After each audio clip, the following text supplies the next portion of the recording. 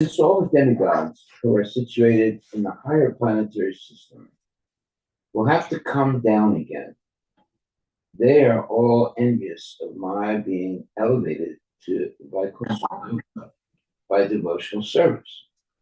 These intolerant demigods have dissipated my intelligence, and only for this reason could I not accept the genuine benediction of the instructions of sage Narada. That's not good. Purport by His Divine Grace, Sri Bhaktivedanta Swami Prabhupada. As shown by many instances in the Vedic literature, when a person undergoes severe austerities, the demigods become very much disturbed because they are always afraid of losing their posts as the predominating deities of the heavenly planets. It is known to them that their position in the higher planetary system is impermanent, as it is stated in the Bhagavad Gita, 9th chapter. Shine Punye Martilakam Ishanti. It is said in the Gita that after exhausting the results of their pious activities, all the demigods who are inhabitants of the higher planetary system have to come back again to this earth. It is a fact that the demigods control the different activities of the limbs of our bodies. Factually, we are not free even in moving our eyelids. Everything is controlled by them. Dhruva Maharaj's conclusion is that these demigods, being envious of his superior position in devotional service, conspired against him to pollute his intelligence, and thus, although he was the disciple of a great Vaishnava, Narada Muni, he could not accept Narada's valid instructions. Now, Dhruva Maharaj regretted very much that he had neglected these instructions. Narada Muni had asked him, "Why should you bother about insult or adoration from your stepmother?" He, of course, said to Dhruva Maharaj that since Dhruva was only a child, what did he have to do with such insult or adoration? But Dhruva Maharaj was determined to achieve the benediction of the Supreme Personality of Godhead. And therefore, Narada advised him to go back home for the time being, and in mature time, he could try to practice devotional service. Dhruva Maharaj regretted that he had rejected the advice of Narada Muni and was adamant in asking him for something perishable, namely revenge against his stepmother for her insult and possession of the kingdom of his father. Dhruva Maharaja regretted very much that he could not take seriously the instruction of his spiritual master, and that his consciousness was therefore contaminated. Still, the Lord is so merciful that due to Dhruva's execution of devotional service, he offered Dhruva the ultimate Vaishnava goal. Very good. Text 33. Dhruva Maharaja lamented, "I was under the influence of the illusory energy, being ignorant of the actual facts. I was sleeping on her lap under a vision of duality. I saw my brother as my enemy, and falsely I lamented within my heart, thinking, they are my enemies." Report by His Divine Grace, Sri Bhaktivedanta Swami Prabhupada. Real knowledge is revealed to a devotee only when he comes to the right conclusion about life by the grace of the Lord. Our creation of friends and enemies within this material world is something like dreaming at night. In dreams, we could create so many things out of various impressions in the subconscious mind. But all such creations are simply temporary and unreal. In the same way, although apparently we are awake in material life, because we have no information of the soul and the super soul, we create many friends and enemies simply out of imagination.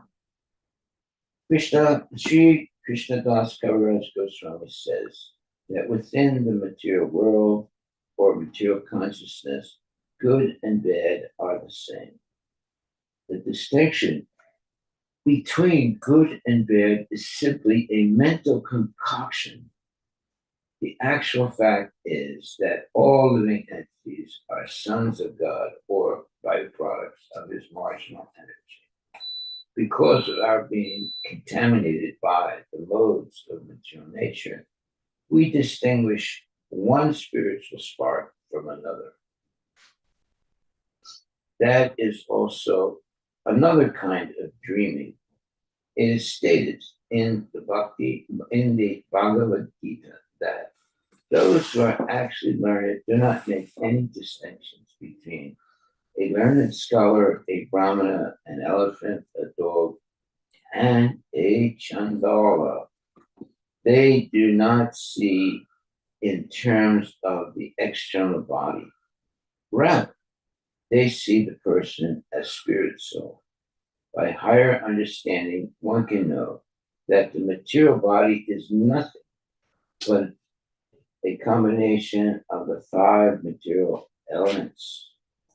In that sense, also, the bodily construction of a human being and that of a demigod are one and the same.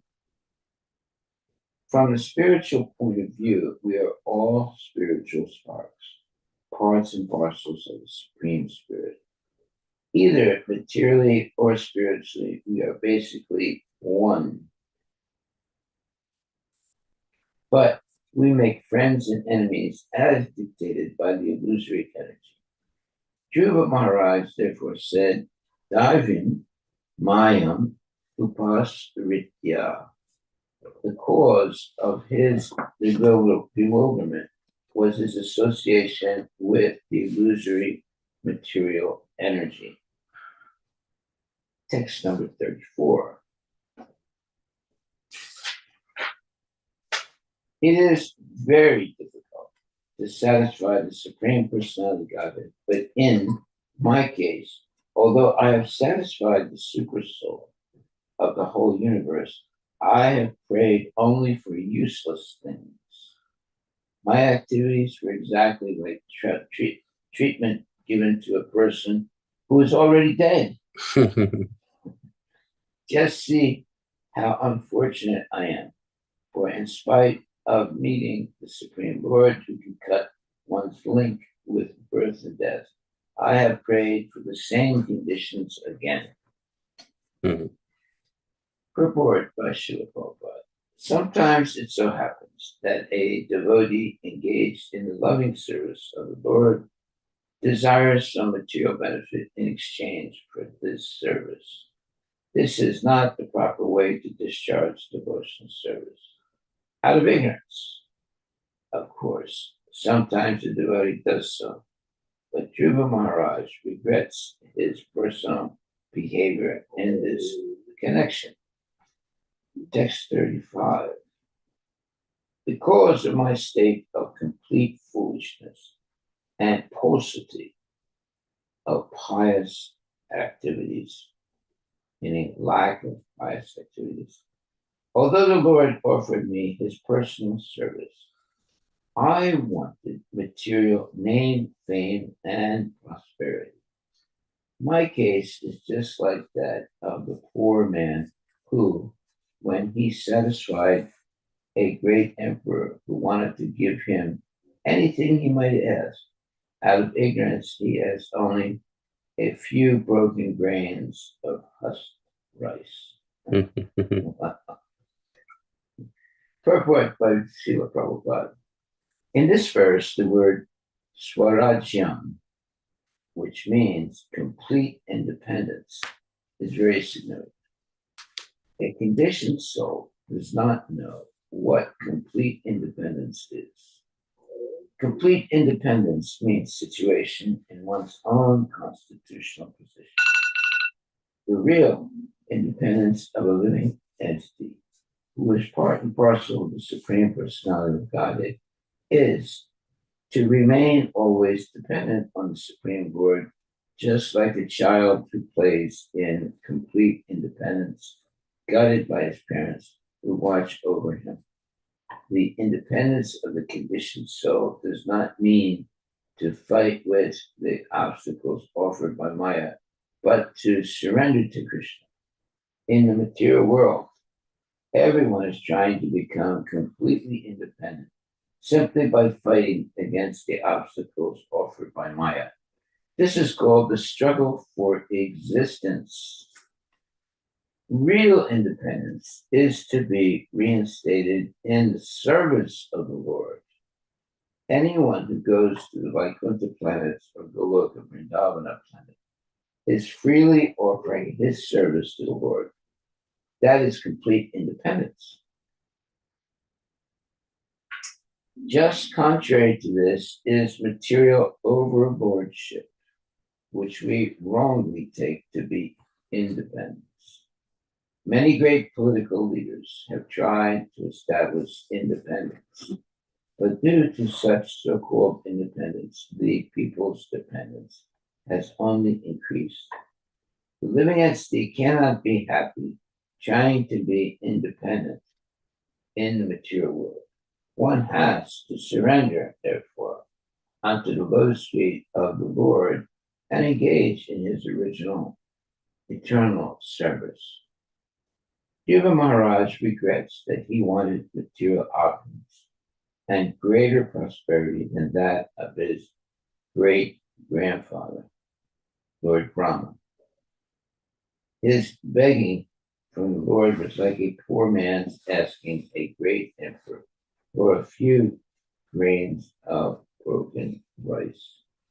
The conclusion is that anyone who is engaged in the loving service of the Lord should never ask for material prosperity from the Lord. The awarding of material prosperity simply depends on it simply depends on the stringent rules and regulations of external energy. Pure devotees ask the Lord only for the privilege of serving him. This is our real independence. If we want anything else, it is a sign of our misfortune. Okay. We have to know what is the actual desire that we should have. Many people are misled by and go off on false tangents, trying to be the owner and controller and the enjoyer, whereas Krishna is the owner and the enjoyer. But we want to forget about Krishna and take the position of the owner, the enjoyer. But then we become overwhelmed by the material nature, and we can't see clearly what is our position anymore. The great sage Maitreya continued, my dear Vidura, persons like you who are pure devotees of the lotus feet of Mukunda, the Supreme Personality Godhead, who can offer liberation, and who are always attached to the honey of his lotus feet, are always satisfied in serving at the lotus feet of the Lord. In any condition of life, Such persons remain satisfied, and thus they never ask the Lord for material prosperity. That's good. Purport by Srila Prabhupada. In the Bhagavad Gita, the Lord says that He is the supreme enjoyer, the supreme proprietor of everything and anything within this creation, and the supreme friend of everyone. When one knows these things perfectly, he is always satisfied. The pure devotee never hankers. The pure devotee never hankers after any kind of material prosperity. The karmis, however, or jnanis or yogis, endeavor always for their own personal happiness. Karmis work day and night to improve their economic condition. Jnanis undergo severe austerities in order to get liberation. And yogis also undergo severe austerities by practicing the yoga system for attainment of wonderful mystic powers. A devotee, however, is not interested in such activities. He does not want mystic powers or liberation or material prosperity. He is satisfied in any condition of life as long as he is constantly engaged in the service of the Lord. The Lord's feet are compared to the lotus, wherein there's saffron dust. A devotee is always engaged in drinking the honey from the lotus feet of the Lord. Unless one is freed from all material desires, he cannot actually taste the honey from the Lord's lotus feet. One has to discharge his devotional duties without being disturbed by the coming and going of material circumstances. This desirelessness for material prosperity is called niskama. One should not mistakenly think that niskama means giving up all desires. That is impossible. A living entity is eternally existent, and he cannot give up desires. A living entity must have desires. That is the symptom of life. When there is a recommendation to become desireless, it is to be understood that this means that we should not desire anything for our sense gratification. For a devotee, this state of mind, nispriha, is the right position. Actually, every one of us already has an arrangement for our standard of material comforts. A devotee should always remain satisfied with the standard of comforts offered by the Lord, as stated in the Ishopanishad, Tene Tyaptena Bunjitaha. This saves time for executing Krishna consciousness. Text 37.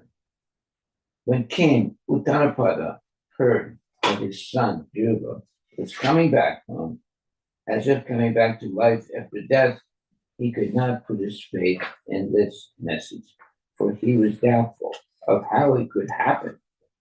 He considered himself the most wretched, and therefore he thought that it was not possible for him to attain such good fortune. Dhruva Maharaj, purport. Dhruva Maharaj, a 5-year-old boy, went to the forest for penance and austerity, and the king could not at all believe that a small boy of such a tender age could live in a forest. He was certain that Dhruva was dead. He therefore could not fix his faith in the message that Dhruva Maharaja was coming back home again. For him, this message said that a dead man was coming back home, and so he could not believe. After Dhruva Maharaja's departure from home, King Uttanapada thought that he was the cause of Dhruva's leaving, and thus he considered himself the most wretched. Therefore, even though it was possible that his lost son was coming back from the kingdom of death, he thought that since he was most sinful, it was not possible for him to be so fortunate as to get back his lost son. Okay, that's very interesting. Text 38. Although he could not believe the words of the messenger, he had full faith in the word of the great sage Maharaj. Thus he was greatly overwhelmed by the news, and he immediately offered the messenger a highly valuable necklace in great satisfaction. Okay. Text 39 and 40. Then King Uttanapada, being very eager to see the face of his lost son, mounted a chariot drawn by excellent horses and bedecked with gold and filigree, taking with him many learned brahmanas, all the elderly personalities of his family, his officers, his ministers, and his immediate friends. He immediately left the city. As he proceeded in this parade, there were auspicious sounds of conch shells, kettle drums, flutes, and the chanting of Vedic mantras to indicate all good fortune.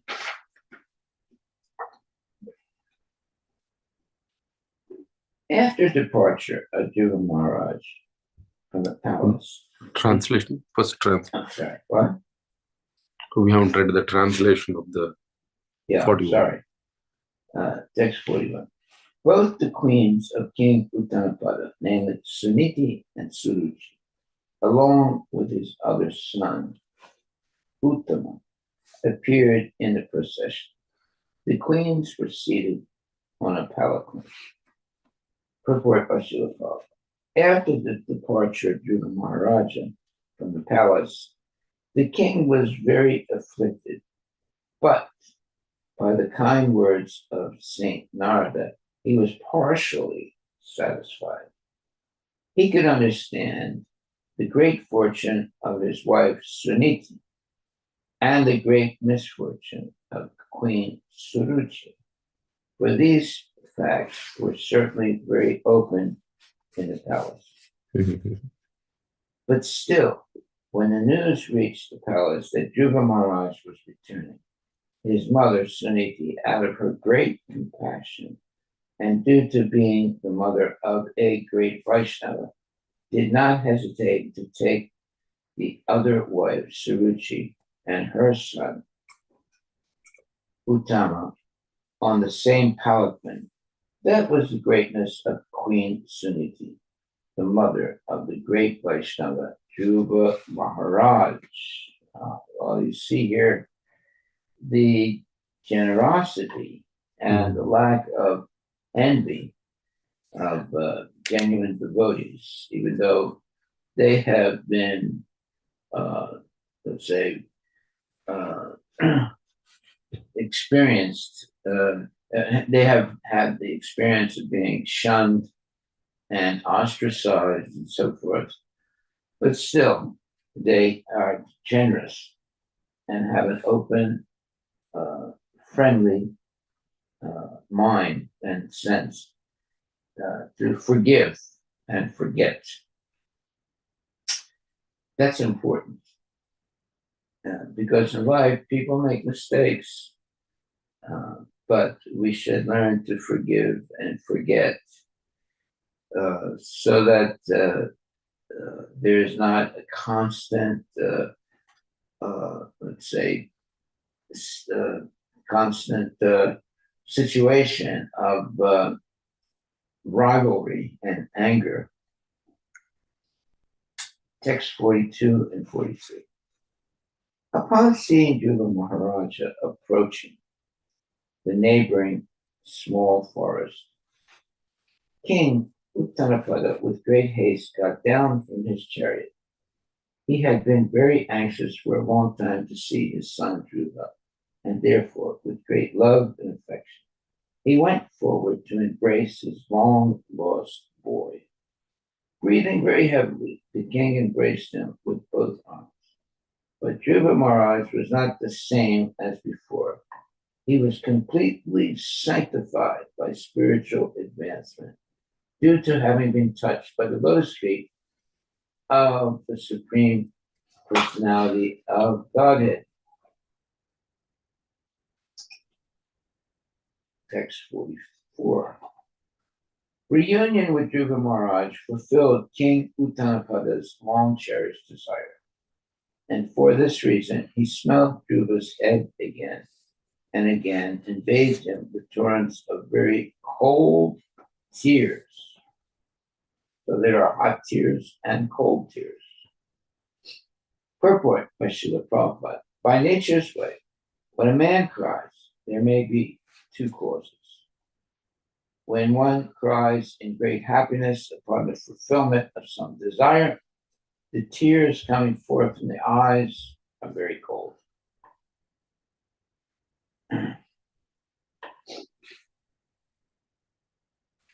Whereas tears in times of distress are very hot. Text 45. Then Dhruva Maharaja, the foremost of all nobles, first of all offered his obeisances at the feet of his father and was honored by his father with various questions. He then bowed his head at the feet of his two mothers. And purport, it may be questioned why Dhruva Maharaj offered his respect not only to his mother, but also to his stepmother, due to whose insults he had to leave home. The answer is that after achieving perfection by self-realization and seeing the Supreme Personality of Godhead face to face, Dhruva Maharaj was completely freed from all contamination of material desires. Haribol. This is very important. This is Vaishnava culture. Mm.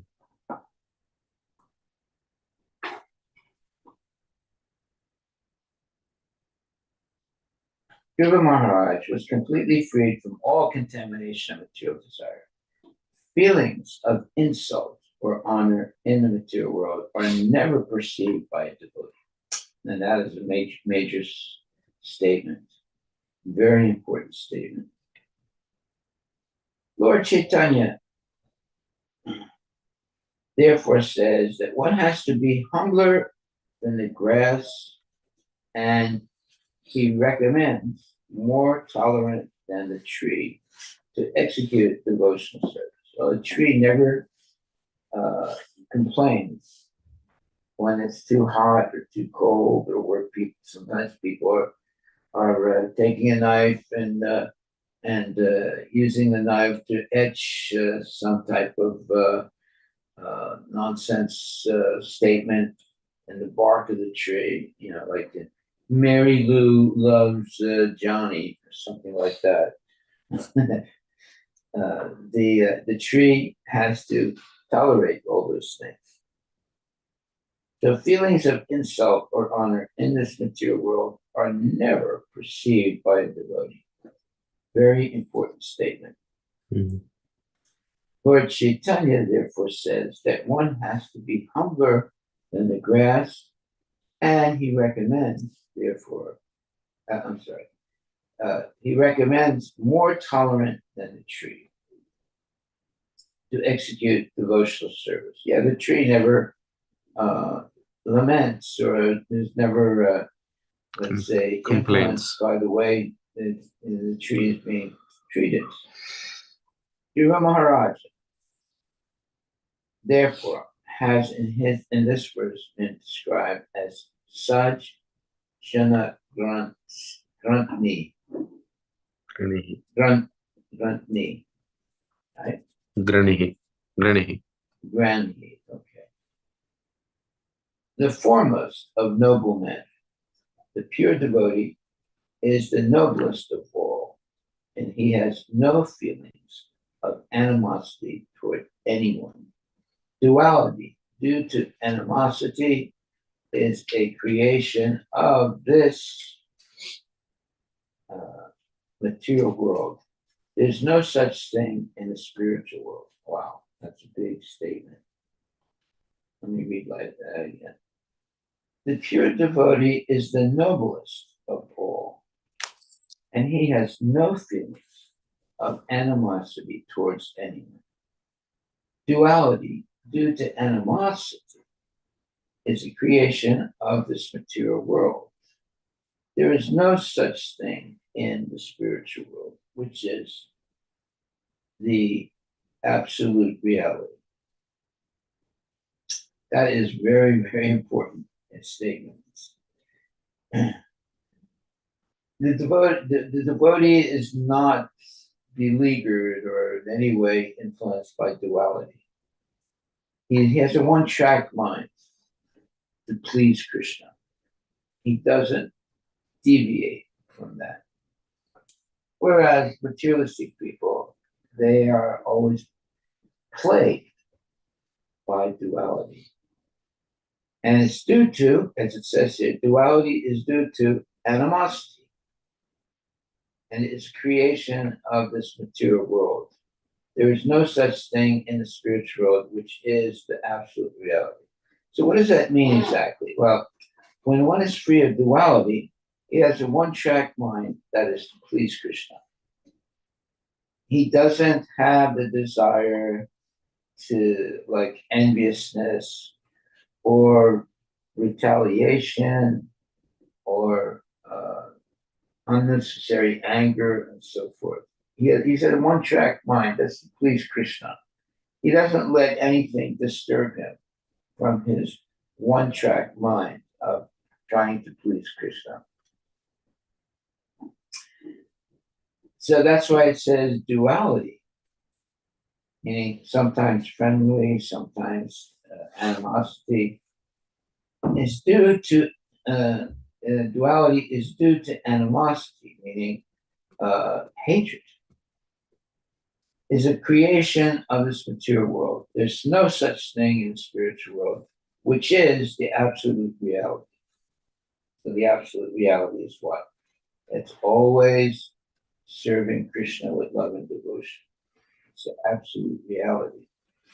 But in the material worlds, people are beleaguered by duality due to animosity.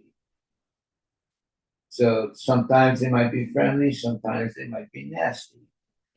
It's because they hate somebody or they don't respect someone.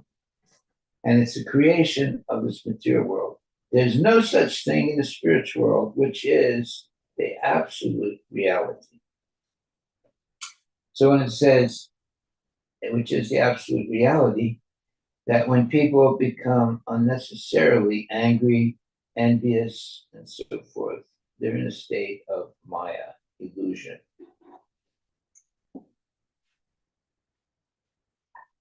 And due to an animosity, meaning hatred, duality, due to animosity, is a creation of this material world. There's no such thing in the spiritual world, which is the absolute reality.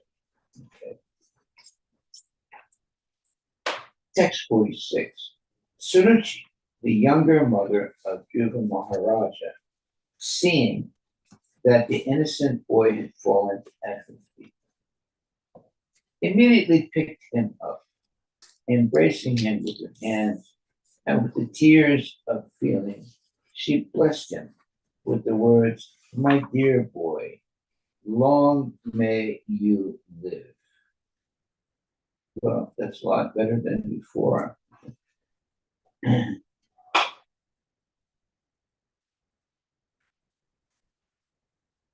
Text 47. Unto one who has transcendental qualities due to friendly behavior with the Supreme Personality of Godhead, all living entities offer honor just as water automatically flows down by nature. Wow, that's a very nice statement. Offer honor just as water automatically flows down by nature. So it's a very Natural. huh? Very natural thing. Yeah, very natural or very unique thing. Just as water, so all living entities offer honor, just as water automatically flows down by nature. Purport. The question may be raised in this connection. Why Suruchi, who was not at all favorably disposed toward Dhruva, blessed him? Long may you live, which means that she also desired good fortune for him. The answer is given in this verse. Since Dhruva Maharaj was blessed by the Lord due to his transcendental qualities, everyone was bound to offer him all respects and benediction, just as water by its nature flows downward. A devotee of the Lord does not demand respect from anyone, but wherever he goes, he is honored by everyone through the whole world and with all respect. Srinivasa Acharya said that the 6 Goswamis of Vrindavan were respected throughout the entire universe because a devotee, having pleased the Supreme Personality of Godhead, the source of all emanations, automatically pleases everyone, and thus everyone offers him respect. So the real Vaishnava culture is to please the Supreme Personality of Godhead. And when that happens, automatically the Vaishnava pleases everyone, and thus everyone offers him respect. Very nice statement. Text 48. The 2 brothers, Uttama and Dhruva Maharaja, also exchanged their tears. They were overwhelmed by the ecstasy of love and affection. And when they embraced one another, the hair on their bodies stood up. Well, these are not tears of sorrow and lamentation. These are tears of ecstasy. So they're cold tears. They're not hot tears. And the 2 brothers, Uttama and Dhruva, exchanged their tears. They were overwhelmed by the ecstasy of love and affection. And when they embraced one another, the hair on their bodies stood up. Well, all this is coming from the fact that Dhruva was not able to sit on the lap of his father. And that was due to the animosity of his mother. Not his mother, but Stepmother. his stepmother. Yeah. Suruchi. Suniti, the real mother of Dhruva Maharaj, embraced the tender body of her son, who was dearer to her than her own life, and thus forgot all material grief, for she was very pleased. That's very nice, to forget all material grief.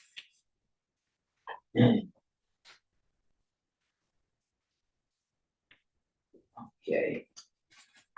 So, if we are always not disturbed by the ups and downs of the material world, but remain steady in our determination to serve Krishna without any hiatus, without any let's say, stoppage.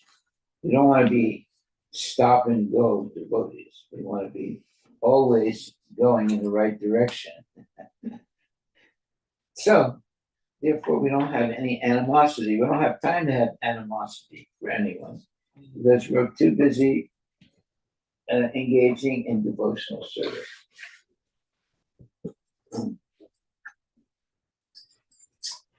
Text number 50. My dear Vidura, Suniti was the mother of a great hero.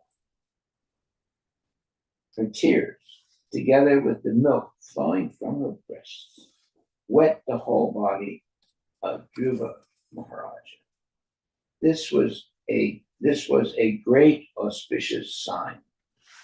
Yeah, when there's very, let's say, intense happiness and pure, let's say, feelings, sometimes a mother's breast becomes wet out of her love and devotion. Purport. When deities are installed, they are washed with milk, yogurt, and water. And this ceremony is called Abhisheka.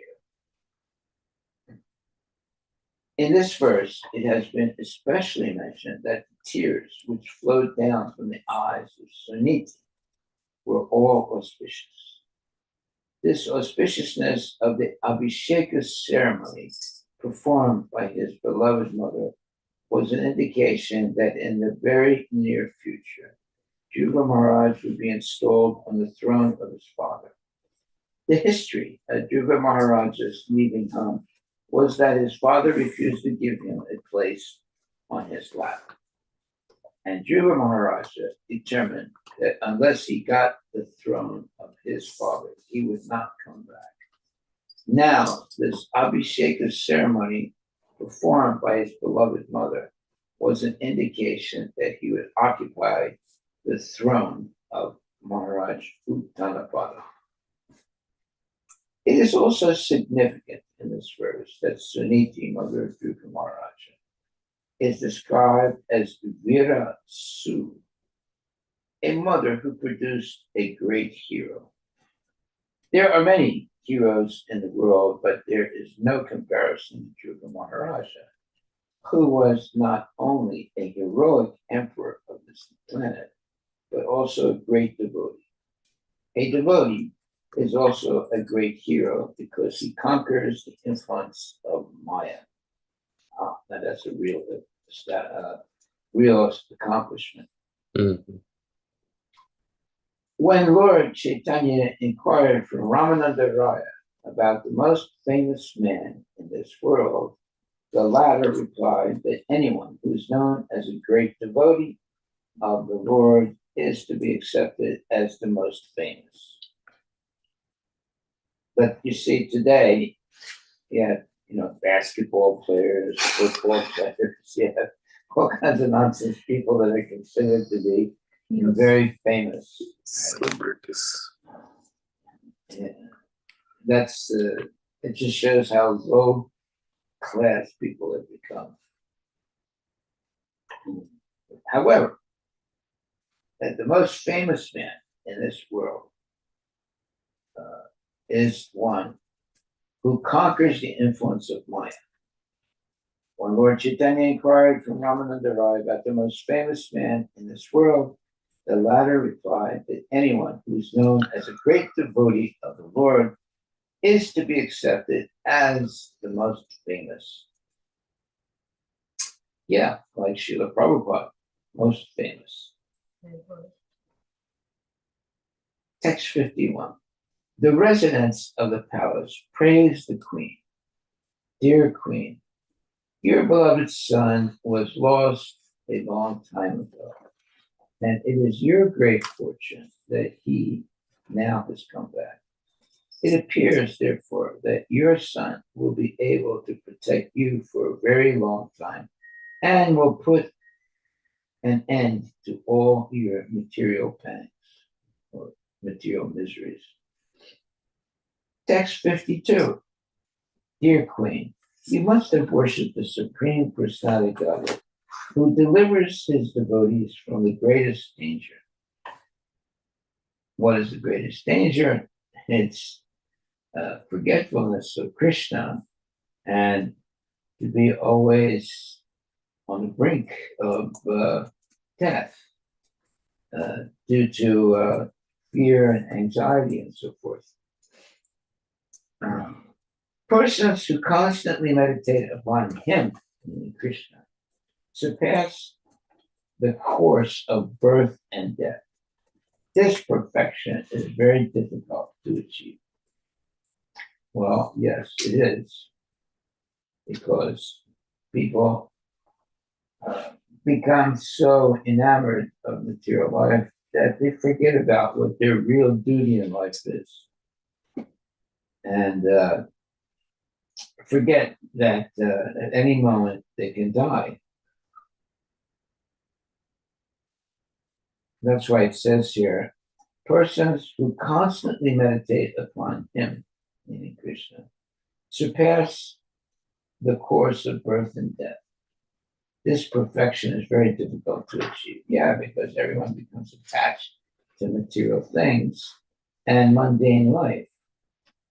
And they forget about all the tragedies.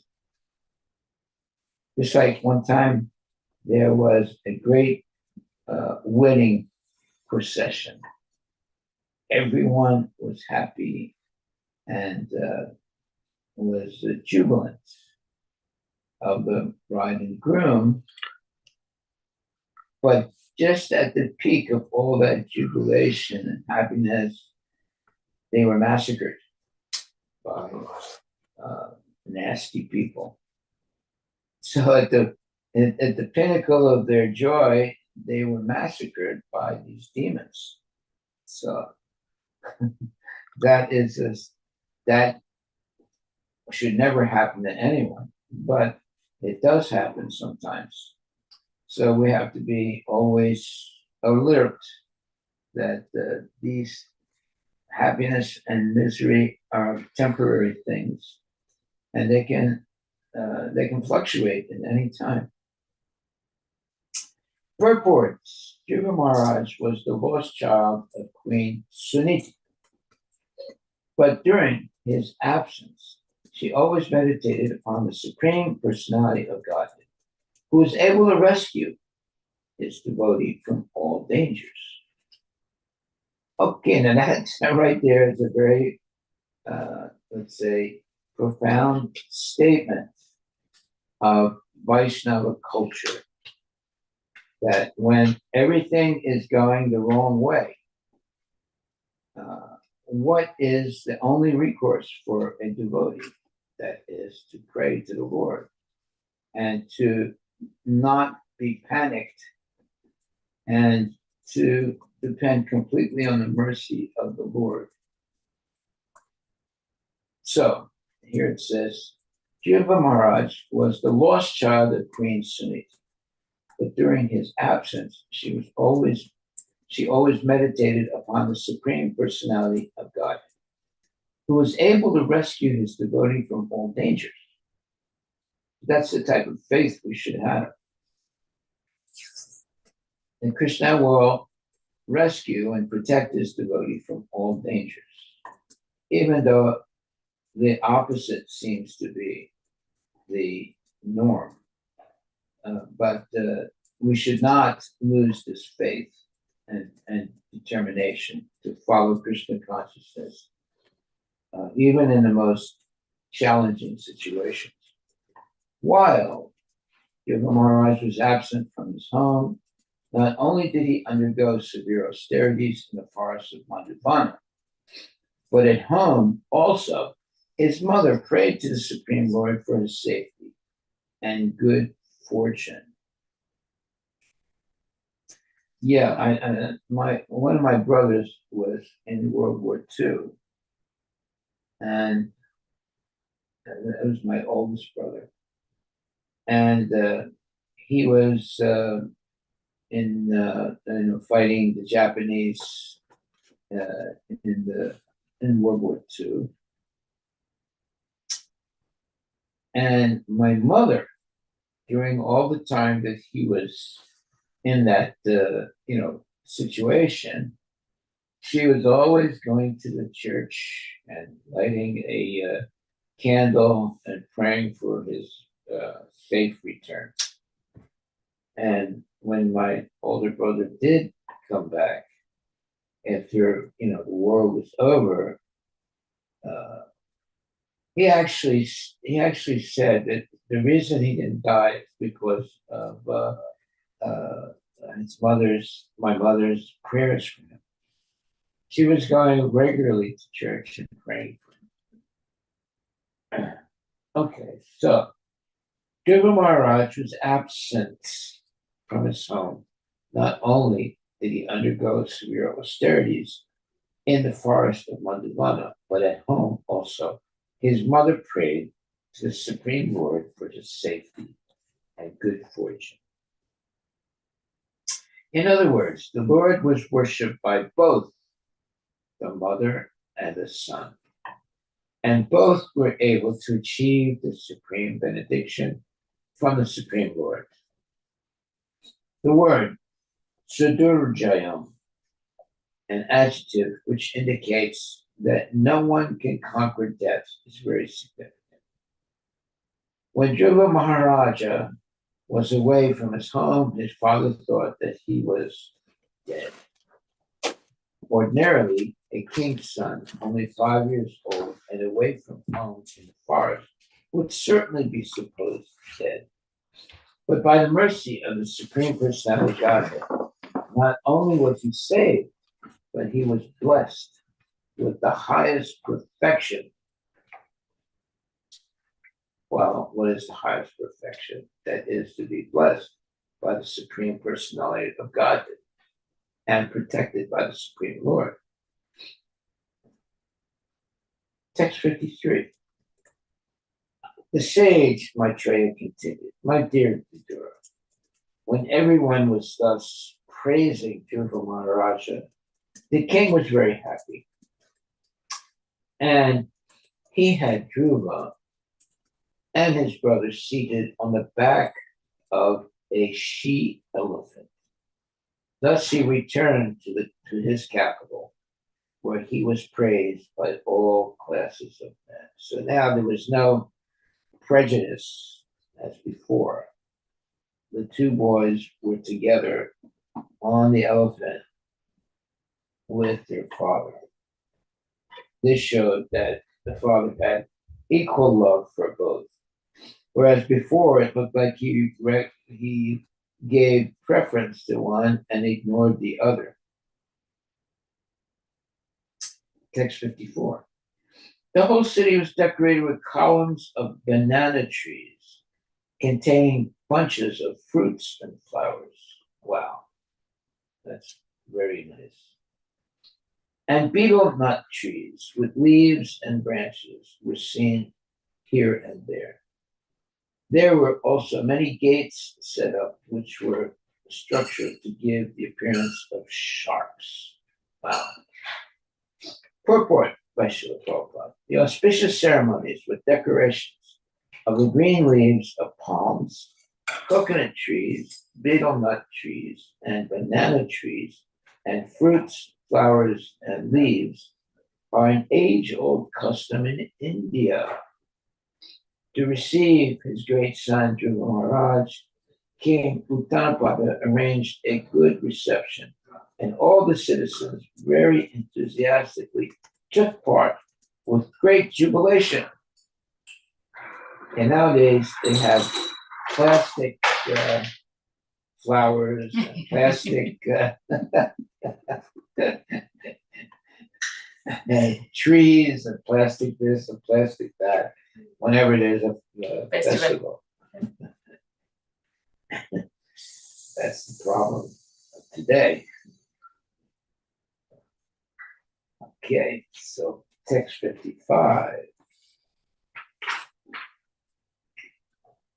At each and every gate, there were burning lamps and big water pots decorated with differently colored cloth, strings of pearls, flower garlands, and hanging mango leaves. Oh, so that's very auspicious, very, very auspicious. In the capital city, there were many palaces, city gates, and surrounding walls, which were already very, very beautiful. And on this occasion, all of them were decorated with golden ornaments. The domes of the city palaces glittered, as did the domes of the beautiful airplanes which hovered over the city. Wow, just imagine that vision. Purport. Regarding the mention of airplanes here, it is suggested by Srimad Vijayadvaja Tirtha that on this occasion, the demigods from higher planetary systems also came in their airplanes to bestow their blessings on Dhruva Maharaj on his arrival at the capital of his father. Well, that is very auspicious. The demigods with their airplanes don't come very much anymore because there's too much sinful activity going on the earth. But in previous time, because there were such wonderful celebrations going on, the demigods would come from the higher planets with their vimanas, their airplanes, and they would make a very jolly atmosphere, seeing them flying in from different parts of the universe with their wives, and just creating a very happy, let's say, atmosphere. Yeah, very happy experience for everyone. Regarding the mention of airplanes here, it is suggested by Srimad Vijayadvaja Tirtha that on the occasion of the demigods from higher planetary systems also came in their airplanes to bestow their blessings on Dhruva Maharaj on his arrival at the capital of his father. It also appeared that all the domes of the city palaces, as well as the pinnacles of the airplanes, were decorated with ornamental work in gold, and being reflected by the sunshine, they were all glittering.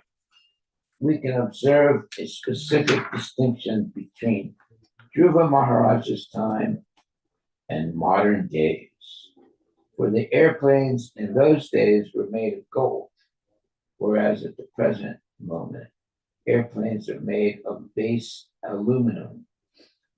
This just gives a hint of the opulence of Dhruva Maharaj's days and the poverty of modern times. Airplanes made of gold. Just Wow. imagine that. Airplanes made of gold. Text 57. All the quadrangles, lanes, and streets in the city. So quadrangles, meaning four angles. All the quadrangles, lanes, and streets in the city, and the raised sitting places at the crossings were thoroughly cleansed. In other words, they had these sitting arrangements where you have different levels of what do you call those, steps? Steps, yeah. People can sit on. All the quadrangles, lanes, and streets in the city, and the raised sitting places at the crossings were thoroughly cleansed and sprinkled with sandalwood water. Wow. And auspicious grains such as rice and barley, and fruits, flowers, fruits, and many other auspicious presentations were scattered all over the city. Wow, that's very, very auspicious. Text 58 and 59. Thus, as Dhruva Maharaj passed on the road from every place in the neighborhood, all the gentle household ladies assembled to see him. and out of material affection they offered their blessings, showering him with white mustard seed, barley, curd, water, newly grown grass, fruits, and flowers. In this way, Dhruva Maharaj was hearing the pleasing songs sung by the ladies, entered the palace of his father. Well, this is a real joyful festival, and everything is auspicious, like showering the Dhruva with white mustard seed, barley, curd, water, newly grown grass, fruits and flowers. In this way, Dhruva Maharaj, while hearing the pleasing songs sung by the ladies, entered the palace of his father. Text 60. Dhruva Maharaj thereafter lived in his father's palace, which had walls bedecked with highly valuable jewels. His affectionate father took particular care of him, and he dwelled in that house, just as the demigods live in their palaces in the higher planetary systems. Text 61. The bedding in the palace was as white as the foam of milk and was very soft. The bedsteads were made of ivory with embellishments of gold, and the chairs, benches, and other sitting places and furniture were made of gold. Wow, you can just imagine what that was like. That's real opulence. Text 62. Text 62. The palace of the king was surrounded by walls made of marble, with many engravings made of valuable jewels like sapphires, which depicted beautiful women with shining jewel lamps in their hands. The description of King Uttanapada's palace depicted the state of affairs many hundreds and thousands of years ago, long before Srimad Bhagavatam was compiled. Since it is described that Maharaj Dhruva ruled for 36,000 years, he must have lived in the Satya Yuga, when people lived for 100,000 years. The life duration in the four yugas are also mentioned in the Vedic literature. In the Satya Yuga, people used to live for 100,000 years. In the Treta Yuga, people lived for 10,000 years. In Dwapara Yuga, they lived for 1,000 years. And in this age, Kali Yuga, people may live up to 100 years. With the progressive advance of each yuga, the duration of human life is reduced by 90%. Wow. From 100,000 to 10,000, from 10,000 to 1,000, and from 1,000 to 100. It is said that Dhruva Maharaj was the great-grandson of Lord Brahma. This indicates that Dhruva Maharaj's time was in the Satya Yuga, in the beginning of creation. During one day of Brahma, as stated in the Bhagavad Gita, there are many Satya Yugas. Wow. According to the Vedic calculation at the present moment, the 28th millennium is current.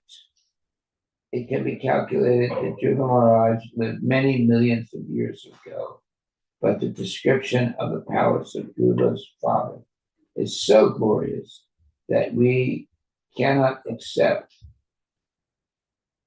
that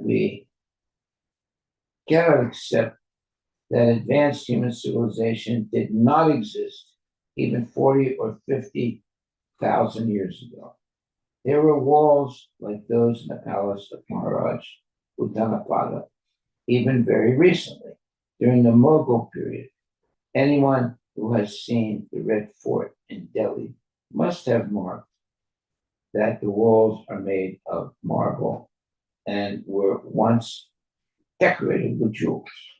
During the British period, all these jewels were taken away and dispatched to the British Museum. The Brits, they always are nonsense people. The conception of worldly opulence was formerly based mainly on natural. And so see that even in the present time, there was the Red Fort in India, which was decorated with jewels. Just imagine the opulence. Mm-hmm. But the Brits are thieves, and they stole all that opulence. The conception of worldly opulence was formerly based mainly on natural resources such as jewels, marble, silk, ivory, gold, and silver. The advancement of economic development was not based on big motor cars. Advancement of human civilization depends not on industrial enterprises, but on possession of natural wealth and natural food, which is all supplied by the Supreme Personality Godhead, so that we may save time for self-realization and success in the human form of life. Yeah, we want everything natural, right? We don't want all artificial things. Okay, I think we'll stop there. What is our takeaway today?